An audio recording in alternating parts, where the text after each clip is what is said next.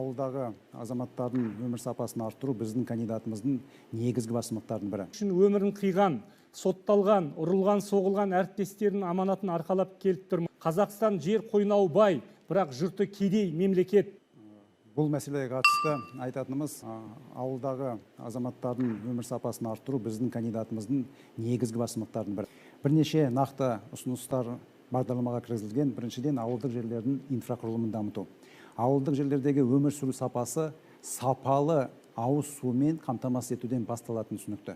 Сондықтан біздің кандидатымыз алдағы жылдары барлық біздің тұрғындарды сапалы ауыз сумен қамтамасыз етеміз деген осындай ұсынысты бағдарламасына кіргізіп отыр. Сонымен қатар, ауылдағы өмір сүру сапасы жолдарға байланысты екені түсінікті. Соған байланысты осы алдымыздағы бірнеше жылдың ішінде аудандық деңгейдегі, облыстық деңгейдегі барлық жолдарды жөндеп, бір дұрыс деңгейге дейін жеткіземіз деген біздің кандидатымыздың ұсынысы да бағдарламаға кіргізілген. Енді ауылды жерлердегі мектептердің сапасына да байланысты енді мәселе көтеріліп жүретіні белгілі. Осыған байланысты біздің кандидатымыз бұл бағытта да біз нақты жұмыстар жүзеге асырамыз. Апаттық жағдайдағы барлық мектептер 2022 жылға дейін жабылатын болады. Олардың орнына бір дұрыс заманауи білім ошақтарын қалыптастыруға жұмыс істейміз деп осы мәселені де көтеріп отыр.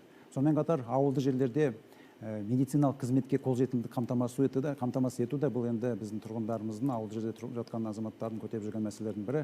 Сондықтан бұл бағыттарда ауылда тұратын азаматтарға диагностиканы жүргізуге, скринингті жүргізуге бағытталған арнайы мобильді топтар, жаңа технологияларды пайдаланып, жаңа тетіктер пайдаланады деп біздің кандидатымыз ұсынып отыр. Сондықтан бұл мәселелердің барлығы біздің кандидатымыздың басымдығы деп айтамын. Отандастар, биылғы президенттік науқанда мен осы жылдар бойына демократия мен әділет үшін өмірін қиған, сотталған, ұрылған, соғылған әріптестерінің аманатын арқалап келіп тұрмын.